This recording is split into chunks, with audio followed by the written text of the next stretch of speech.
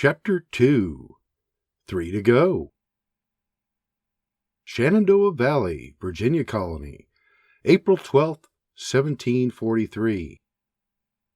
Lawrence Washington's father, Augustine, passes away, willing him his 10,000-acre Mount Vernon estate, the inheritance making him one of the largest landowners in Virginia, and a very well-connected one at that, for his father-in-law, William Fairfax, is a member of Virginia's House of Burgesses and first cousin of Sir Thomas the Sixth Lord Fairfax. Later that year, Sir Thomas issues a land grant to James Woods of Opicon Creek, after which Woods hosts qualification hearings for the approval of 13 justices in Frederick County. Together, the justices organize a county court, choosing Old Town as the county seat. Upon this appointment, Old Town is renamed Fredericktown, a town Woods now claims to have founded, despite the fact it had already been founded by Abraham Hollingsworth 15 years earlier. Acting on the land grant from Fairfax, Woods carves a sizable portion of the granted land to establish Fredericktown. This is done in accordance with Woods' provisions to the justices. Shortly thereafter, he is elected first clerk of the Frederick County Magistrate and Court. The Bruce Farm, New Design, Shenandoah Valley, Virginia Colony, Spring, 1744. John Robert is staring into the back of his wagon with sons James and George when William, Mary, and 3-year-old John pull up. After helping Mary and their son from the wagon, William walks over to the 3 men who have still failed to greet them. The 3 men are staring into the wagon, scratching their heads and rubbing their chins when he walks up. Seeing that all 4 men are enamored by something, Mary's curiosity gets the better of her, and with little John in her arms, she too peers into the wagon. "What in blazes is that?" "That, me bonny daughter, is a Ben Franklin stove, the first of its kind in the Shenandoah," Sir John replies. "A what?" Mary's brother James replies, "A Benjamin Franklin stove. 'Tis the best stove on the market." "Aye, far safer and more efficient, with only a fraction of the smoke," their father adds, slapping a hand on the massive contraption. Staring with wonder, William breathes, "So, it finally arrived from Philly. Took long enough." "Aye, damn near a year," Sir John replies with a shake of his head. Mary shrugs. "It just looks like a stove to me. What makes it so special?" With a polite chuckle, her well-read brother James replies, "Franklin designed it with a hood-like enclosure in front and an air box in the rear. They say this new configuration allows for a more efficient fire, generating twice the heat with a quarter less wood." "Really? I'm sure Mother will love that," Mary says, turning towards her parents' cabin. With a scratch of his noggin, Sir John groans, "Aye, if we can figure out how to get the bloody thing inside." "You'll figure it out, Da. You always do," Mary says, climbing the porch steps. With Mary and little John inside, William and his in-laws rack their brains on how to get the massive stove out of the wagon and into the cabin. William climbs into the wagon and starts snooping around. "I think we can take it apart." "Take it apart?" Sir John barks. "Aye, and just reassemble it. Look here," the Irish frontiersman says, pointing. On further examination, the 3 Bruces agree, and they disassemble just enough of the new stove's components to get it into the cabin, which, as it turns out, is a lot easier said than done. And a few frustrating hours later, their new Franklin is in the cabin, reassembled and fired up. The family is gazing at their new contraption when from the far side of the room William remarks, "Wow, that thing really kicks out the heat." "Indeed, which is why we'll have to keep a sharp eye when little John's about," Sir John replies. "I think we'd all agree the last thing any of us wants is for him being burned." Eyes are heard from around the room. George comments, "I'm just glad we're done fighting with it." That then were a pain in the arse. Aye, and heavy too, James adds. William chuckles, then changes the subject. So, any news from Philadelphia? With a furrowed brow, Sir John replies, Aye, one of Franklin's papers arrived with the stove. Apparently, back in March, the Crown declared war on France, meaning King George's War has officially landed in North America. And according to Franklin, Massachusetts will soon be issuing a war declaration of their own. Seems the whole bloody world's gone mad. William crosses his arms. War? With the French? Aye. According to reports, they're fighting up north, and from what I can tell, it's gonna be ugly, the senior Scotsman replies. I hope it stays away from here, George adds. James gasps. War? Here? In Fredericktown? Fredericktown? William blurts. Aye, James responds. Where in blazes is that? Seeing that William had yet to hear the news, George interjects. Apparently you haven't heard. Old Town's no more. You ken that James Woods fella from Opakon? Aye, but it's been a while since I've delivered any meat to him. What about him? When Old Town was named the county seat, he renamed it Fredericktown. Bloody hell! I guess I've been in the woods too long, William responds, shaking his head. Slapping a hand on William's shoulder, Sir John replies, "'Tis true, young squire. The whole bloody world's gone batshite crazy." "John Robert!" Sarah snaps. "Sorry, love." Turning to William, "'Tis true, though. The whole bloody world." Shaking her head at Sir John with a squint-eyed stare, Sarah moves to her new oven, placing a pan of dough inside. "Time to see if Mr. Franklin can bake as well as he claims." Just then Mary chimes in through the corner of her eye. "Speaking of bread in the oven." Sarah closes the oven door and turns to her as a silence falls over the room. With all eyes on Mary, her father asks, "How's that?" Silent, Mary stares at her mother with a half-smile. Head tilted, Sarah glares at her, wiping her hands on her apron. As Mary slowly nods, a smile crosses her mother's face, and she places a hand on her daughter's belly. "Are you?" Smiling ear to ear, Mary nods again. Meanwhile, her brothers look on with clueless wonder, their mouths open and heads tilted. Seeing their muddled expressions, William chimes in from across the room. "That's right, gents. Little John is going to be a big brother." The Bruce men throw their hands in the air cheering, showering their sister and William with congratulations. Meanwhile, Sarah squeezes through their man-huddle and wraps her daughter in a hug. "Congratulations, dear. I'm so happy for you." Stepping back with a smile, she adds, "Looks to me like Skiagunsta's prophecy may be true." Shaking his son-in-law's hand, Sir John throws him a wink, commenting, "Sure took you long enough." As he and William laugh it off, Mary playfully smacks her father's chest, shaking her head. Home of Dr. Todd A. McCaney, outskirts of Fredericktown, Shenandoah Valley, Virginia Colony. Dawn, Friday, October 9th, 1744. A rider races through the brisk autumn Shenandoah air as the sun crests the horizon. Charging into the McCaney's yard, Beebe brings his bay to an abrupt halt. Slipping from his mount, he rushes to the porch and pounds on the door. The old Scot is bent over at the knees, panting, when Doc swings the door open. Straightening himself, he gasps, "'Tis time!"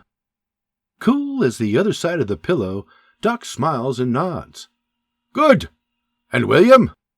Still catching his breath, "He's already there." "Perfect. Thank you kindly for fetching me. I'll head over straight away. And the Bruces?"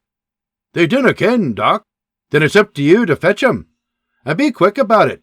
They'll no want to miss it," Doc insists. Fair puckled, Beebe turns for his horse. "I'm on my way, Doc."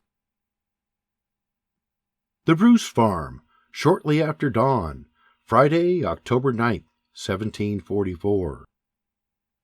Near Turkey Run, the god rays are peeking through the trees as Beebe nears his destination. Meanwhile, Sir John is smoking a pipe on the porch, gazing at the beams as they slowly and softly stretch across his yard. Just then, the sound of hooves breaks the serenity, and Sir John turns towards the approaching rider. As Beebe comes charging to a halt, Sir John pulls the pipe from his mouth. Smoke curling from his lips, he chuckles. "Top of the morn, you old coot!" Beebe glares at him, still panting. "I'm guessing by the early hour it must be time." Breathing heavily atop his mount, Beebe nods. "Aye, and the rest are already there." With the tip of his pipe, "All right, you old Dobbin, we're right behind you." Still catching his breath, Beebe tips his hat, smiles, and dashes away. Turning for the cabin door, Sir John taps his pipe on his heel and enters, shouting, "'Tis time!" Sarah, who was sipping coffee at the table in her nightgown, looks up from her cup. "No?" "Aye, Beebe just came to fetch us." "Well then, invite the old Dobbin in for some coffee." "I would, but he's already headed back, and I told him we'd be on his heels. So grab your thins, we've to go." As Sarah hurries to her room to change, Sir John shouts up to the loft. "The mill's in your capable hands today, lads. Your ma and I are off to the Bonners." "All right, a voice calls from above. Impatient, "God almighty, woman, we've to make haste. Can he no move faster?" Emerging from the room, Sarah walks straight up to him with a finger in his face. "Dinna be a curmudgeon, Sir John. It dinna suit you." "Curmudgeon?" Ignoring him, she blows right past him. "Are you coming?" "Curmudgeon," he mumbles as he steps towards the door. Meanwhile, James comes flying down the stairs from the loft, following his father out to the wagon to see them off. "Send her our love." Sir John nods, then clicks his tongue, and the horses tantivy away. The Bonner Farm, early morning, Friday, October 9th, 1744. After a long, cold morning of riding back and forth across the Shenandoah, Beebe finally arrives home to find Doc's carriage parked in the middle of his barnyard. Dismounting, he ties off his mount on the rail next to JJ and hurries into William's old cabin.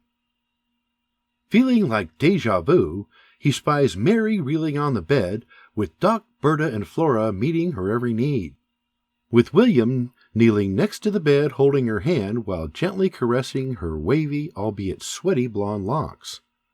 He whispers, "So how's our girl?" Doc turns to him. "Fair to say, a wee bit better than with John." "Are they on their way?" "Aye." "Is there anything I can do? Anything I can get you? Anything?" With a wipe of his brow, Doc replies, "If you be so kind, I think we all could use some coffee." "Coffee it is," Beebe replies, throwing his wife a grateful wink. Berta smiles, then shakes her head, knowing her husband is not who Doc wants making his coffee. Wiping her hands on her apron, she gestures to the door. "We could all probably do for a bite to eat as well. Come, I'll help you fetch it." "Right behind you, your majesty," Beebe replies, bowing towards the door. Together, they head next door and rustle up some coffee and breakfast.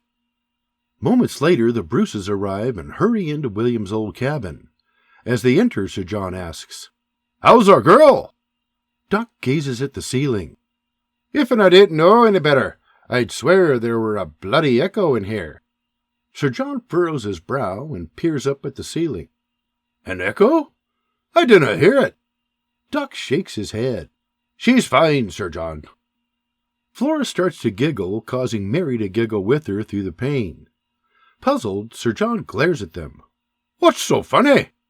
William shakes his head. "Just girls being girls, Sir John. Thanks for coming so quick." "There's no place I'd rather be, young squire." Peering at Mary. "Good morning, dear. Are you ready to give me another grandson today?" Mary smiles, then rolls into a wince as another contraction rips through her body. William stands and gives his mother-in-law a hug. Good morning, Miss Sarah. In his ear she replies, Good morning, young squire. Turning to her daughter, she adds, Good morning, dear. Reaching down, she gently squeezes her daughter's hand. Mary musters a smile and nods before rolling into another contraction. Sarah squeezes her hand again. You're going to be fine, dear, and before this day is done, you'll be holding your new baby. Then, turning to little John asleep on his father's bearskin coat in the corner, she adds, And someone's going to be a big brother. With so much commotion and distraction in the room now, Doc suggests, The Bonners are next door whipping up some victuals. What say you folks go next door and grab some coffee and a bite to eat while I work? Flora, if and you could fetch me a cup of that coffee, I'd be forever grateful. Flora turns for the door. My pleasure, Doc. Just then, little John begins to stir. Rubbing the Sandman from his eyes, he sits up yawning. Kneeling, Sarah picks him up. Well, good morning, little bug. Laying his head on her shoulder, the toddler yawns. Morning, Nana. Frustrated, Doc waves towards the door. If I need any help, Flora will be here when she returns with me coffee.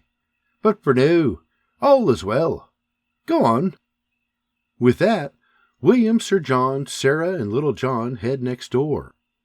As the door closes behind them, Doc spins to his patient. Lord Almighty! I thought they'd never leave. Mary forces a smile through her contraction, grunting and wincing. Thank you, Doc. I were thinking the same thing. Doc chuckles.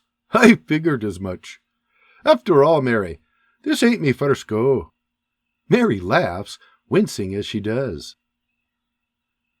After breakfast, Sarah and Berta return to help with Mary, while the men sit outside smoking their pipes by a roaring fire, each of them staring into the flickering flames as little John plays nearby. Bebe peers at him playing in the dirt.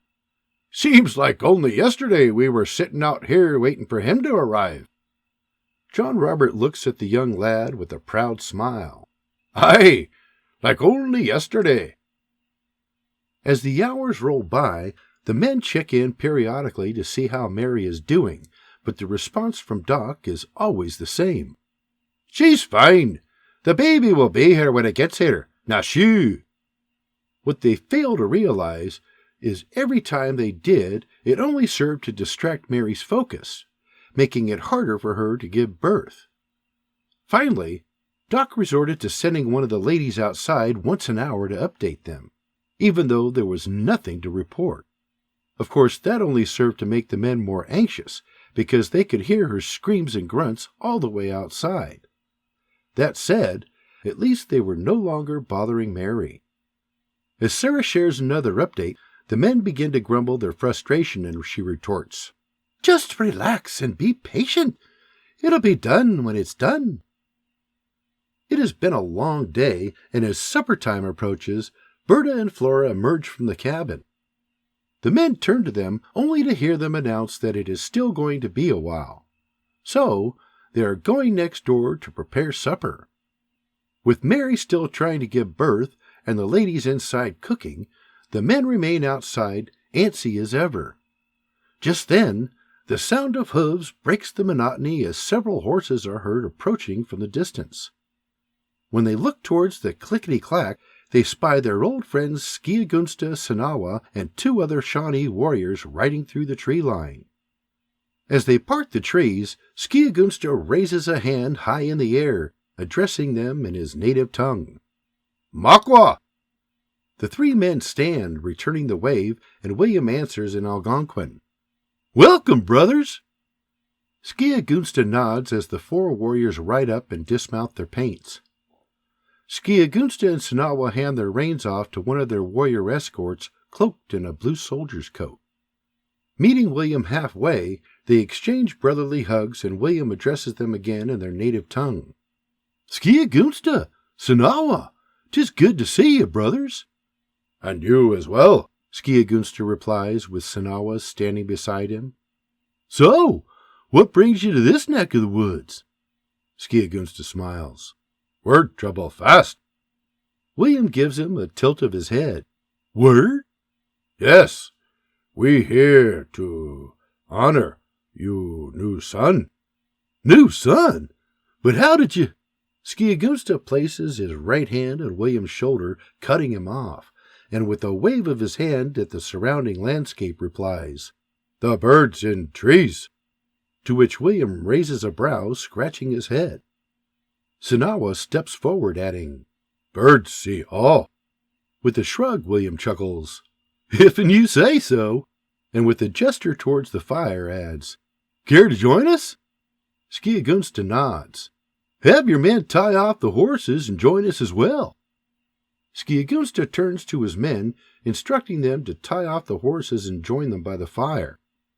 They are exchanging pleasantries when a wagon is heard. Curious, the group turns to find jolly old Dean McGregor and his spry young crooning companion, Stephen Cochrane, approaching in the distance. William eyes them curiously as they pull up. If I'd have known you were coming, I'd have broke out a jug. Reaching into the back of his wagon, McGregor replies, Well then, 'tis a good thing I brought me own. With a raised brow, Sir John asks, So, what brings you gents all the way out here on this chilly eve?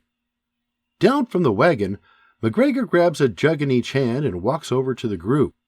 Why, the baby, of course, ya haggard old Scot, William blurts. But how did you... Stephen gestures at Doc's carriage. Doc? Aye, we stopped by to see if you wanted to join us for some fishing this morn, Stephen replies. McGregor barks. Aye, but nay, he said, I've to deliver Mary's baby. I said, the baby can wait. Stephen chuckles. Aye, you said today were a day for catching babies, no fish. As they cop a squat, McGregor shakes Skiagunsta's hand. I see you made it. William looks at McGregor, then at Skiagunsta. What? Did they no tell ya? William gives them a raised brow. Aye, we told 'em we were coming by when we ran into 'em on our way home from fishing. William rocks his head back slowly, then turns to his Shawnee brothers with a raised brow. Birds in the trees, huh? Skiagunsta shrugs. Them big birds. Mouth open, William nods with a squint. Saving his Shawnee brethren's hide, McGregor lifts a jug and blurts, Here you go, lads. A little something to help keep you warm. He throws back a swig, then hands it to Skiagunsta. After a long pull, he passes it to Sir John, and around the circle it goes. And with that, the pre-birth baby celebration officially begins. As the jug is being passed around the fire, light appears from the front door of the Bonner's cabin, and Miss Berta emerges from inside. Supper's on, gents. Oh, Skiagunsta, Sinawa, I hope you'll be joining us. They politely nod and wave. After grabbing a plate of grub, they all return to their spots around the bonfire, and for the next few hours they eat, drink, talk, smoke, and laugh. Dean McGregor starts off the storytelling with the tale of the big one he caught that morning, but the expression on Stephen's face is saying McGregor is full of shit. Then, perhaps for the sake of clarity, Skiagunsta chimes in. When you catch fish, just before running into ye, McGregor barks. Big fish. Me saw no big fish. Sure, 'twere in the back of me wagon. Sinawa shakes his head. Me look, only see baby fish. Baby fish? Nonsense! It were there. Tell him, Stephen. Pulling another swig off the jug, Stephen just rolls his eyes. Tell him, you song-singing bastard. Stephen wipes the whiskey from his lips and replies, Sorry, Dean, but you're on your own. Bloody hell. Skiagunsta slaps a hand on Dean's shoulder, shaking his head. Big bird. No catch. Big fish. Holding his hands about 6 inches apart, Sinawa laughs. This him big fish. As they burst into laughter, McGregor waves them off, grumbling, Bloody hell. Moments later, Skiagunsta is standing beside McGregor's wagon. Reaching into the bed, He grabs the biggest fish and holds it up. Examining the 6-inch trout, he shouts, "This, you big fish?" When they turn and see the tiny trout, they fall into another round of laughter, some laughing so hard snot bubbles form on their noses, while others simply struggle to catch their breath. Holding the tiny little fish by its head and tail, Skiagunsta starts moving it like it is swimming, chirping, "Eat, fishy, fishy." The guys burst into laughter. Just then, the front door of William's old cabin swings open, and Berta pops her head out, shouting, "He's here!" The laughter abruptly stops. Pausing, they exchange big-eyed glances. Then, throwing their hands in the air, they begin jumping about like little boys. While they are hooting and hollering, William is a statue, wide-eyed with his hands atop his head. Skiagunsta walks up behind him, placing a hand on his shoulder, giving it a squeeze. "Congratulations." William turns to his old friend, giving him a bear hug, and in Algonquin replies, "Thanks, brother." Skiagunsta gives his shoulder a shake and smiles. "Now have 2 sons. Only 3 more to go." Smiling, William lets out a sigh and nods. As they step away from each other, they share a moment of jubilation before William dashes off to the cabin. When the man boys see him running, they halt their backslapping and hugging and follow him to the front door, only to have it shut in their faces by Flora as William enters. Undeterred, they return to their backslapping and jubilation. Moments later, the door opens and William emerges with a bundled-up baby in his arms. As he steps to the porch, they squeeze in to view the newborn lad. In the background, Doc looks on from the doorway, smiling proudly. As the men clamor for a look, the ladies tend to the exhausted mother on the bed inside. Wanting to view the celebration, Mary waves off her mother, and Sarah steps back for her to see. Berta and Flora cease their doting as well and turn to watch the men just outside the door. Holding the young lad proudly in his buckskin-clad arms, William says, "Gentlemen, allow me to introduce me second son, who, like his older brother, we are naming after his grandfathers Robert John and John Robert." Baby blurts, "You're naming him John?" William looks at him like an idiot, then turns to the group and says, "Gents, say hello to Robert." "A fine name for fine son. Like him, brother," Skiagunsta proclaims with nods of agreement from his fellow warriors. "Aye, 'tis a fine name, William, and he's a fine-looking lad," McGregor adds. With a pat on William's arm and a soft touch of baby Robert's blanket-covered head, Stephen pauses, then looks his friend in the eyes. "Congratulations!" As William nods, Sir John walks up with tear-filled eyes, shaking his head. "You've done us proud, young squire." And with that, William hands the tiny lad to his grandfather. From inside, Berta barks, "This ain't no bloody barn! Close the door! You're letting in the cold!" And with that, William returns Robert to his mother's loving arms, and the men retreat to their bonfire, where jugs of McGregor's finest rye and watermelon whiskey are passed around in celebration.